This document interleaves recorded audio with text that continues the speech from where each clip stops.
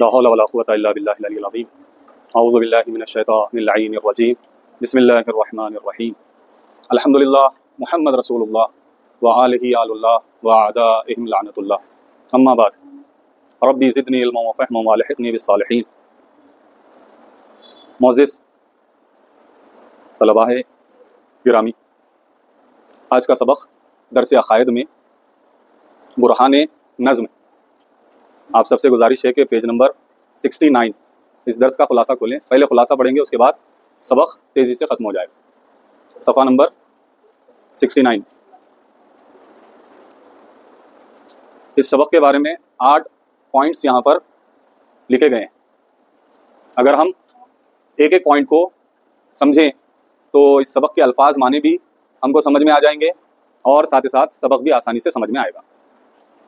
برہان نظم کا خلاصہ اور نتیجہ: تمام مخلوقات من جملہ.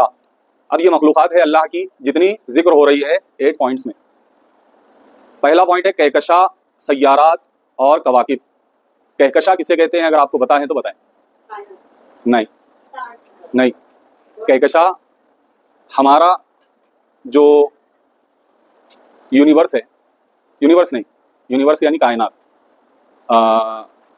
گیلیکسی جو ہماری گیلیکسی ہے اسے ہم کہکشاں کہتے ہیں. ایسے اور بھی گیلیکسیاں ہیں، ہزاروں کی تعداد میں اللہ نے ایسے کئی گیلیکسیوں کو خلق کیا.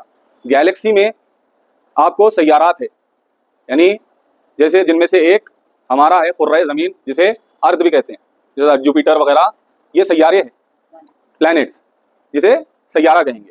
اور اس کے بعد کواکب، یہ کوکب کی جمع ہے، کوکب یعنی ستارہ. ٹھیک ہے، ہماری کہکشاں میں سیارے بھی ہے اور ستارے بھی ہے. تو ان میں اگر یہ تینوں ورڈز میں جو ہے نا ہم دیکھیں گے تو کہکشاں سب سے اوپر ہے. کہکشاں میں سیارے ہے اور ستاروں میں ستارے ہے، یا پھر ستاروں کو اوپر بھی رکھا جا سکتا ہے. سورج سب سے بڑا ہے، وہ بھی ایک سٹار ہے. ٹھیک ہے، یہ اللہ کی مخلوق ہے. اس کے بعد کہہ رہے ہیں کہ انسان اور اس کے تمام رموز رمز کی جمع ہے. رمز یعنی کوڈ، جو بھی آپ اپنے مثلاً موبائل میں کوڈ رکھتے ہیں موبائل کو کھولنے کے لیے، ٹھیک ہے، اسے کہتے ہیں رمز. ٹھیک ہے، رموز اس کی جمع ہے. وہ اسرار یا اسرار دونوں بھی، یہ ہے راز کی جمع. ٹھیک ہے، راز ہے، ایک ہے تو اسے راز کہیں گے، اس کی جب جمع بنائیں گے تو اسرار بن جائے گا.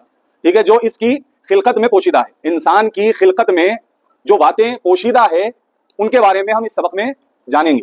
اور اس کے بعد بتا رہے ہیں ایٹم، خلیہ اور اعصاب. ایٹم کسے کہتے ہیں؟ جو انگلش میں جو ہے نا ایٹمی ہتھیار بھی جو ہے نا بنائے جاتے ہیں. ٹھیک ہے، تو ایٹم ابتدائی مادے کو کہیں گے. اگر سائنس کے اعتبار سے ہم اس کو سمجھے تو کسی بھی مادے کی ابتدا، یعنی جس کو ہم نارمل آئز سے نہیں دیکھ سکتے، ٹھیک ہے، جس کو ہم اپنی ان آنکھوں سے نہیں دیکھ سکتے، مائکروسکوپ کے ذریعے سے شاید اچھے سے وہ نظر آ جائے. ایٹم یہ ایک ہوا. خلیہ جسے ہم سیلز کہتے ہیں. ٹھیک ہے، سیلز سائنس میں جو ہے نا جسے کہا جاتا ہے. اور اعصاب یہ عصب کی جمع ہے، رگ. عصب یعنی رگ. جتنے نسیں ہماری باڈی میں ہیں انہیں ہم اعصاب کہیں گے. ٹھیک ہے، انسان مل کے ان 3 چیزوں سے بنا ہے، مادہ اور اس کے بعد سیلز اور رگوں کے ذریعے سے، یعنی ان 3 چیزوں سے مل کے انسان ظاہری اس کا بدن بنا ہے. یہ بھی ہم اس سبق میں جانیں گے. یہ سب اللہ کے لیے دلیل ہے. دلیل نظم، منظم ہونا. نظم یعنی ترتیب، ایک ردیف ہونا، منظم ہونا. الغرض. اس کے بعد چوتھا پوائنٹ حیوانات اور ان کے مختلف اقسام. یہ تو سمجھ میں آ رہی ہے بات.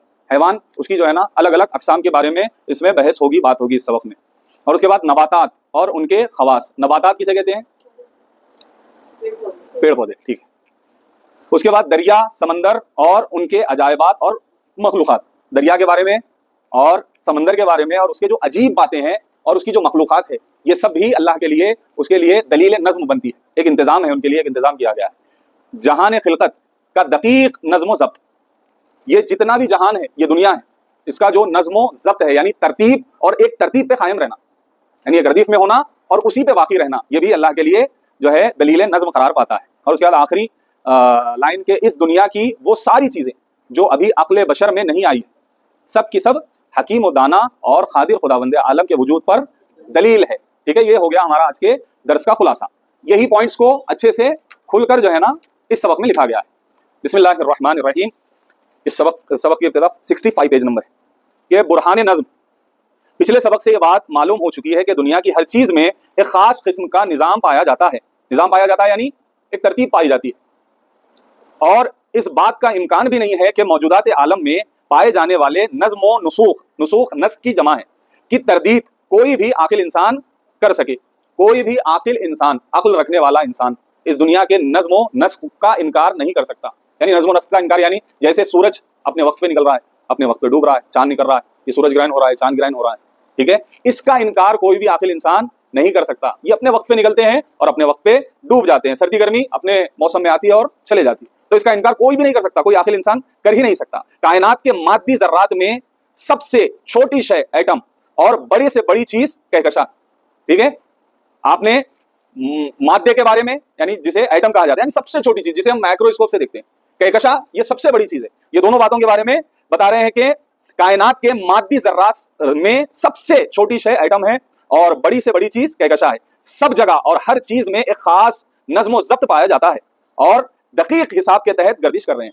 یہ سب برابر کیلکولیٹڈ ہے، یہ سب چیزیں، یعنی اس میں نہ ذرہ برابر کوئی آگے ہوتا ہے نہ کوئی پیچھے ہوتا ہے. اگر ہو جائے تو بہت کچھ تبدیلی آ جائے گی. ایک سیکنڈ کے لیے اگر دنیا سے آکسیجن کو ختم کر دیا جائے تو دنیا برباد ہو جائے گی. یہ تمام تر جتنے بھی بلڈنگیں انسانوں نے بنائی وہ سب ختم ہو جائے. کیوں؟ کیونکہ یہ سب ٹکی ہوئی آکسیجن کی وجہ سے. ہم سوچتے ہیں ہمارا جسم ہی اس کے لیے آکسیجن ضروری ہے، نہیں، یہ جو سیمنٹ وغیرہ ہے اس میں بھی آکسیجن ہونا ضروری ہے، تو سب کچھ برباد ہو جائے گا.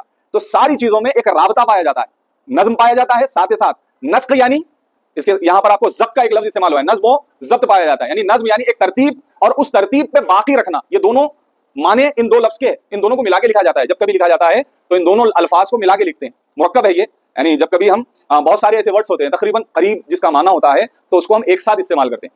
ٹھیک ہے، جیسے ایک مرتبہ یہ بھی کہتے ہیں انسان و حیوان بھی بولتے ہیں، دونوں میں نسبت پائی جاتی ہے. انسان ایک طریقے کا حیوان ہے، ٹھیک ہے، حیوان کی قسم ہے انسان. تو انسان و حیوان بول کے ایک لفظ ہم بنا لیتے ہیں، استعمال کرتے ہیں مرکب اردو میں.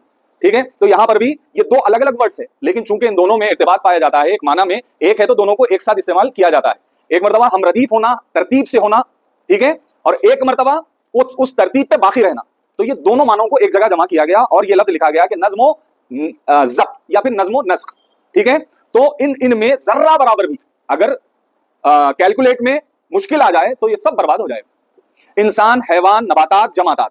نباتات تو ابھی آپ لوگوں نے کہا کہ جیسے پیڑ پودے وغیرہ، اور جماعتات یعنی پہاڑ وغیرہ، پتھر وغیرہ، جو کہ لوہا بھی اسی میں آتا ہے، جماعتات میں آتا ہے. ٹھیک، اور زمین و آسمان کی دوسری تمام موجودات ایک مقصد کے پیش نظر پیدا کی گئی ہے. یہ ہم بول رہے ہیں.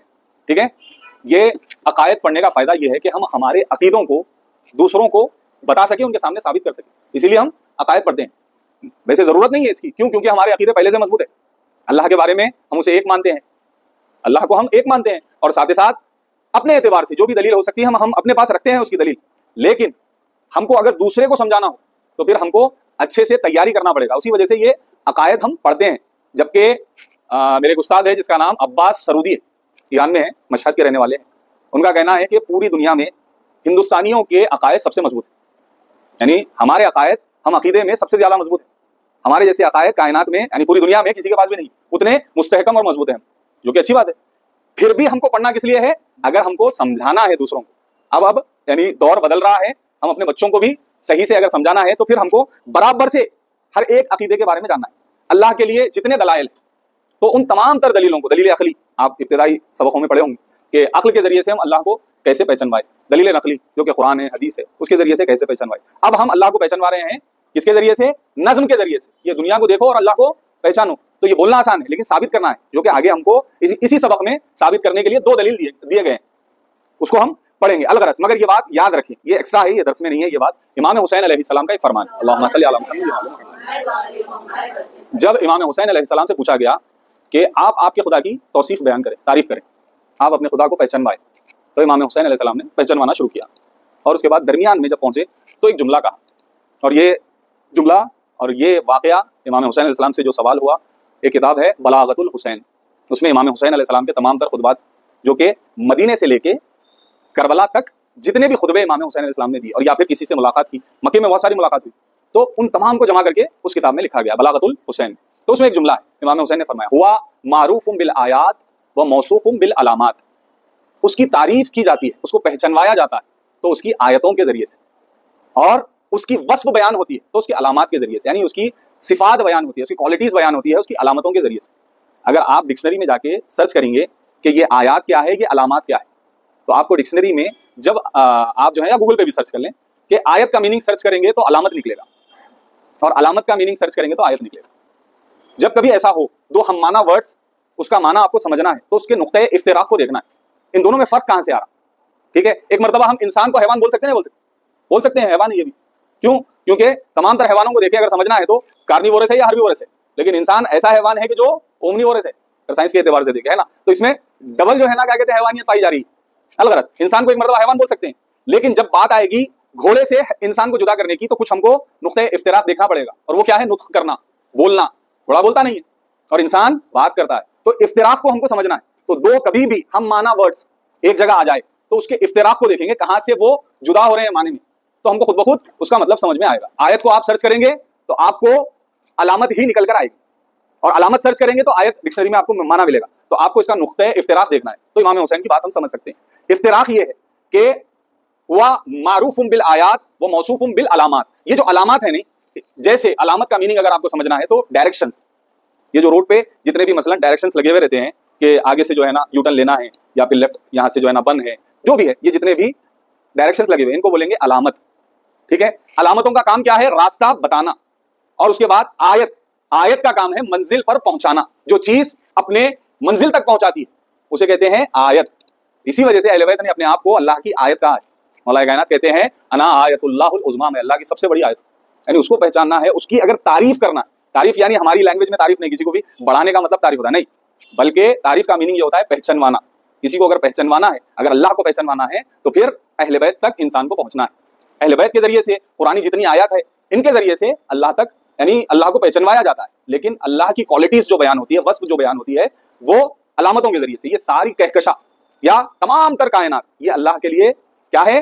آیتیں نہیں ہے، نشانی ہے اس کی. یہ بات یاد رکھیں. جبکہ اردو کی یہ کمی ہے کہ ہم اپنے ترجموں میں بعض جگہوں پر آیتیں لکھ دیتے ہیں.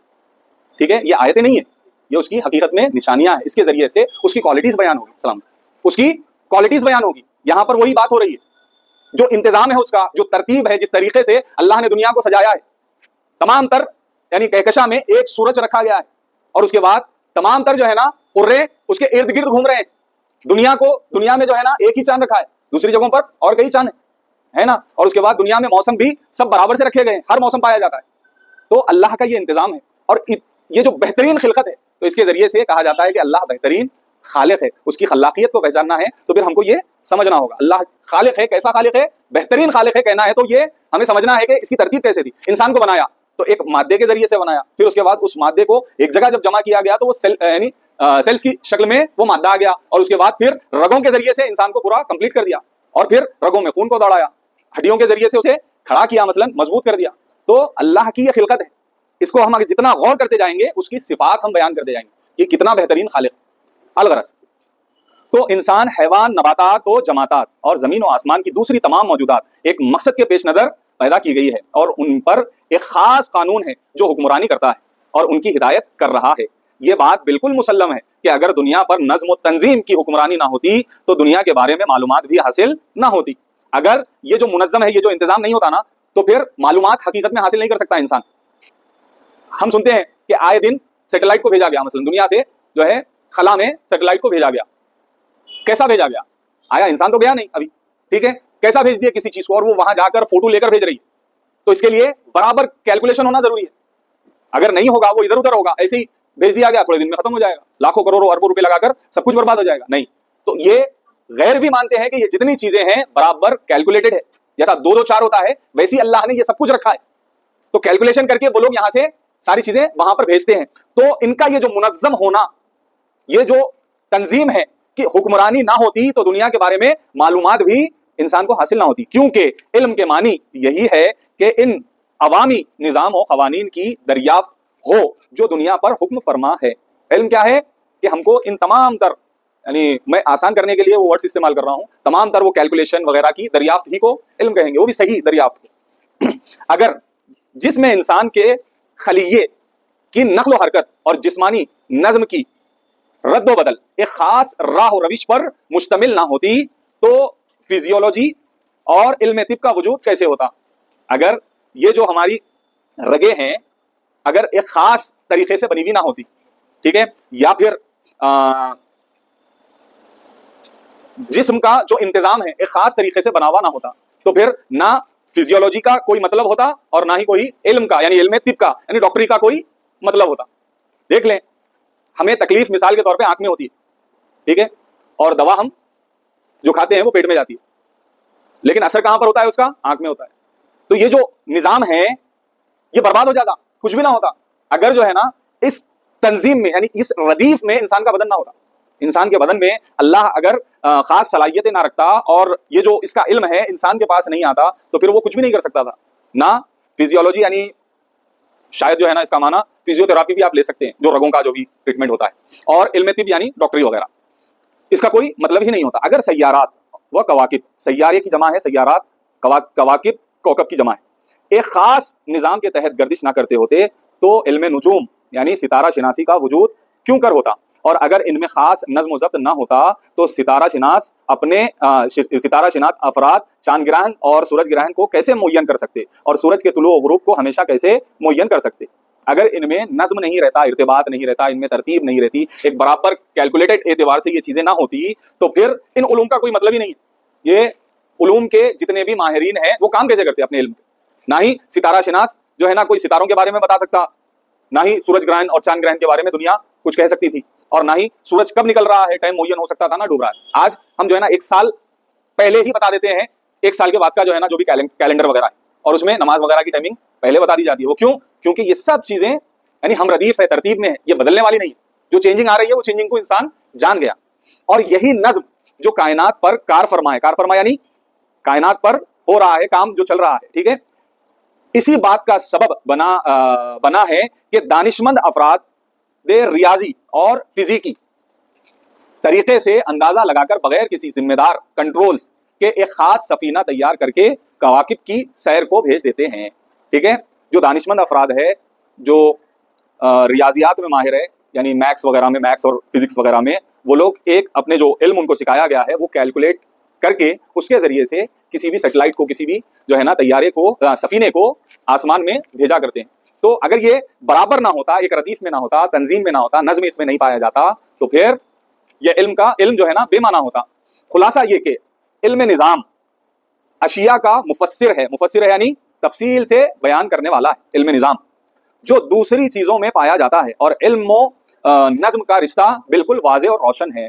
इल्म और तरतीब ये दोनों का रिश्ता ये बिल्कुल वाज़ेह और रोशन है। कुरान मजीद ने खुदा को पहचानने के लिए बुरहान नज्म से बहुत इस्तेफादा किया है, और इस जानिब हम पहले ही इशारा कर चुके हैं, या यूं कहा जाए कि कुरानी नजरिए के तहत खुदा को पहचानने का बेहतरीन और वाज़ेह रास्ता निज़ाम खिलकत और आसार मौजूदात का मुतालिया है। यानी अल्लाह को पहचानने के लिए बेहतरीन रास्ता हम पूरे इस निज़ाम को समझे कि इंसान के वजूद को समझे, हैवानात को कैसे बनाया गया है वो समझे, पूरी कायनात को कैसे बनाया गया है। और उसके बाद बता रहे हैं कि बुरहान नज्म की बुनियाद, अब हम इसको जो है ना ये समझना जरूरी है, और ये कैलकुलेट करने जिसे आ गया वो अच्छे से किसी भी चीज पे दलील कायम कर सकता है। अगर आप में से किसी ने भी मंतिक पढ़ी है, मंतिक के बारे में सुने आप लोग, एक सब्जेक्ट है वो भी जो है जिसे इंग्लिश में लॉजिक कहते हैं। लॉजिक में कोई भी आप जो है ना कजिया बनाते हैं, कजिया यानी मुकद्दमा अगर आप बनाते हैं तो उसके अंदर दो बातों को रखा जाता है और तीसरी बात खुद ब खुद नतीजा निकल कर आ जाती है, ठीक है।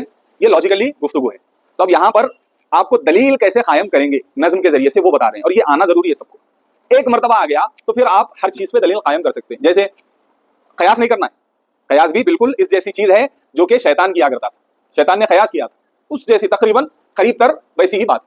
कोई भी मुकद्दमा है, मसलन आपको ये साबित करना है कि दुनिया फना होने वाली है, दुनिया खत्म होने वाली है, कयामत की दलील अभी आसानी से समझ सकते हैं। दुनिया अगर आपको ये साबित करना है कि फना हो जाने वाली, तो आप पहले दो सेंटेंस ऐसे बनाएंगे जिनमें इर्तिबात रहेगा, तीसरा सेंटेंस खुद ब खुद निकल के सामने वाला बोल देना।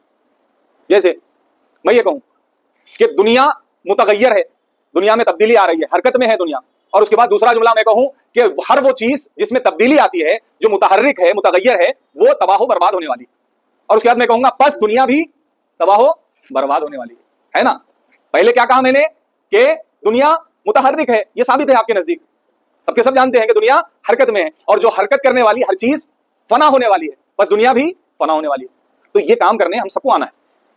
ये एक मरतबा हम अपने जहन पे अच्छे से जो है ना यानी वजन डाले तो हमको खुद ब खुद ये बातें समझ में आएंगी। अलगर्ज यहाँ पर वही चीज बताई जा रही है, बुरहान नज्म की बुनियाद बता रहे हैं कि ये दलील दो बुनियादों यानी सुगरा और कुबरा और एक नतीजे पर मुश्तमिल है। جو पहला जुमला आप बनाएंगे वो सुगरा होगा, उसे छोटा जुमला कहेंगे, जो दूसरा बनाएंगे वो कुबरा होगा, उसे बड़ा जुमला कहेंगे, जो तीसरा जुमला होगा वो नतीजा होगा। ठीक है, यहाँ पर वही बता रहे हैं, ये दलील दो बुनियादों पर सुगरा व कुबरा और एक नतीजे पर मुश्तमिल है। अब बता रहे हैं नंबर 1, पहला जो जुमला है, ये दुनिया एक खास निजाम और दकीक हिसाब के तहत खल्क हुई है और मौजूदात के ये दुनिया एक खास मौजूदात के हर जर्रे में एक खास किस्म का कानून कार फरमा है जिसमें तब्दीली नामुमकिन है। सेकेंड जुमला कह रहे हैं कि जहां भी नज़्म तदबीर का दकीक ख्याल रखा गया हो वहां इजाफात और इत्तेफाकात का इम्कान नहीं है और ये कैफियत यकीनन किसी इल्म व कुदरत से मुंसलिक है। ये दो जुमले हो गए आपके। तीसरा जुमला है नतीजा, इस दुनिया का नज़्म व ज़ब्त और इसकी तदबीर बा नहव एहसन इस बात पर गवाह है कि एक अलीम व खबीर खालिक ने निहायत खुश उसलूबी से इसका नक्शा तैयार किया है और इसके बाद आलम हस्ती को इन्हीं बुनियादों पर कायम किया। अलगरज इसको आसान से समझेंगे पर आप जो पहला पॉइंट है यानी सोगरा है और जो दूसरा पॉइंट है कुबरा है, उसके फर्स्ट लाइन के पहले टुकड़े को ले लें अगर आसानी से समझना है तो। ये दुनिया एक खास निजाम और दकीक हिसाब के तहत खल्क हुई है। ठीक है, ये तो हम समझा सकते हैं किसी को भी। ये दुनिया एक खास निजाम यानी एक तरतीब के साथ, ठीक है, दकीक कैलकुलेशन पे यानी खल्क हुई है, ये तो साबित है। दूसरा जुमला, जहां भी नज़्म व तदबीर का दकीक ख्याल रखा गया हो तो वहां पर जो है ना जिसने भी रखा, आप इसको थोड़ा सा तब्दील करेंगे, जिसने भी रखा वो कादिर और आलिम है ना। जहां पर भी नज़्म व तरतीब का ख्याल रखा जाए तो जो रखता है वो कादिर और आलिम होता है। बस अब यहां पर जवाब निकलेगा, इस दुनिया का नज़्म व ज़ब्त बताता है कि इसे किसी मुदब्बिर ने, किसी अलीम और खबीर खालिक ने बनाया। ये आपको इस तरीके से भी आप उसे साबित कर सकते हैं। यानी पहले आप बताएंगे कि दुनिया में नज़्म पाया जाता है, दूसरा नज़्म वो शख्स कायम करता है, वो शख्स उस बात का ख्याल रखता है जो अलीम और खबीर हो, जो गौर फिक्र करने वाला और बेहतरीन बनाने वाला। तो बस इस दुनिया का नज़्म व ज़ब्त क्या बताएगा हमें कि इसका बनाने वाला कोई अलीम और खबीर है या फिर खबीर। अलगरज खिलकत खालिक का बता देती है, ये एक हमें दलील है, दूसरी दलील नहीं, ये यहाँ के बाद है। न्यूटन की एक दलील है और मुवाहिद वजीर की एक दलील है। अलगरज खिलकत खालिक का बता देती है, अगर एक गाड़ी का वजूद उसके बनाने वाले और एक किताब का वजूद उसके लिखने वाले का एक मकान का वजूद उसके मेमार का बता देता है तो ये अजीम खिलकत, ये दकीक निज़ाम हकीम व अलीम कादिर यानी खुदा वंदे मुताल के वजूद का जीता जागता सबूत है। एक सैटेलाइट बनाने के लिए सैकड़ों साइंसदान दिन रात सर जोड़ कर तहकीक करते हैं और दकीक रियाजी और इल्म हिसाब के तहत उसको फिजा में छोड़ते हैं और इसमें हरकत पैदा करते हैं।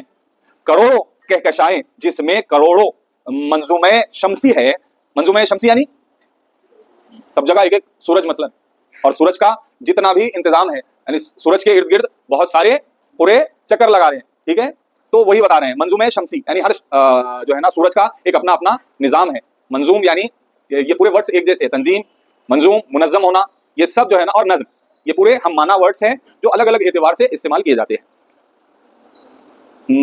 खैर, न्यूटन और एक मादी दानिशमंद का दिलचस्प मुबाहिसा। मशहूर सितारा शनास और रियाजीदां न्यूटन ने एक माहिर मैकेनिक से कहा कि एक छोटा सा सांचा मंजूमे शमसी के लिए तैयार करो।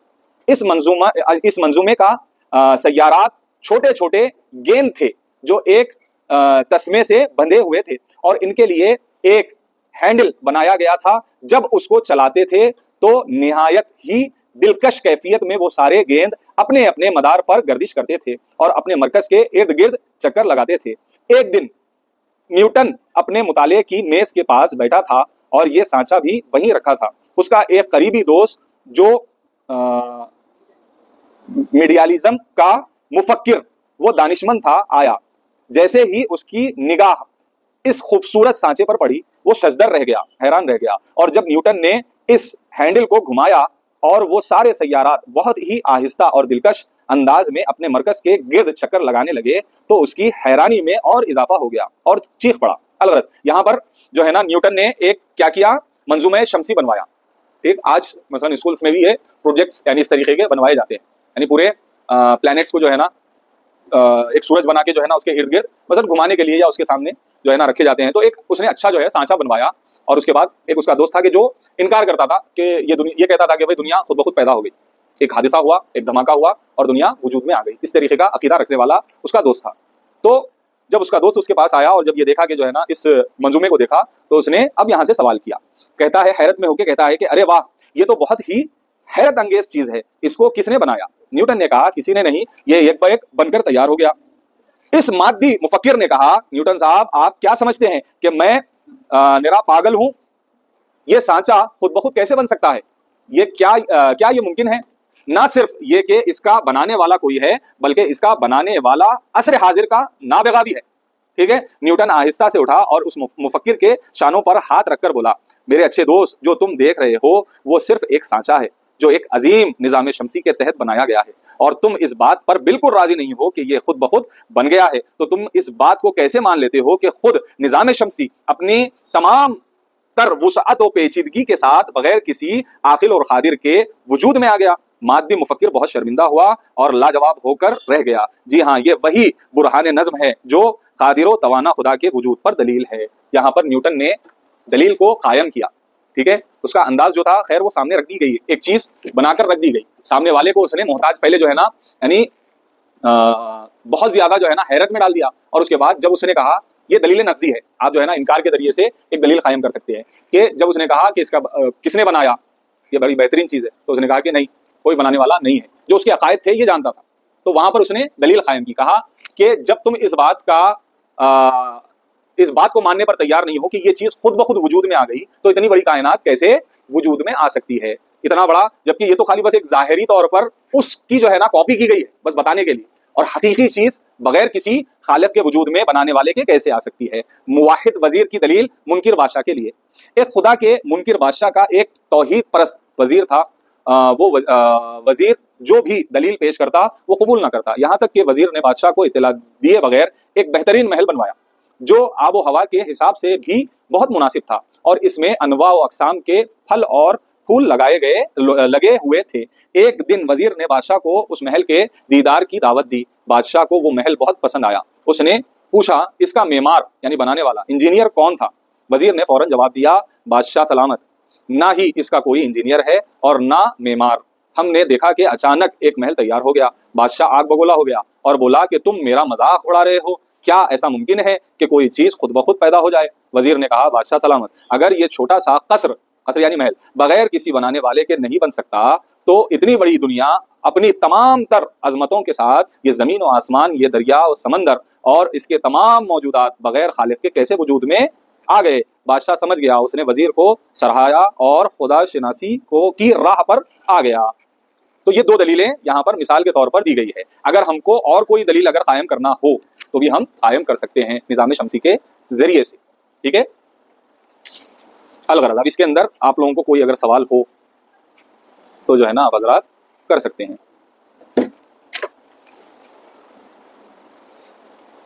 الفاظ کے معنی کوئی اتنی بڑی بات نہیں ہے, اپن سرچ کر کے بھی نکال سکتے ہیں, لیکن سبق میں کوئی اگر بات سمجھ میں نہیں آئی یا پھر جیسے یہ دلیل قائم کرنا, یہ سب سے زیادہ امپورٹنٹ ہے. برہان نظم کی بنیاد ہے تو جو ہے نا 4-5 لائن, لیکن یہ آنا چاہیے سب کو.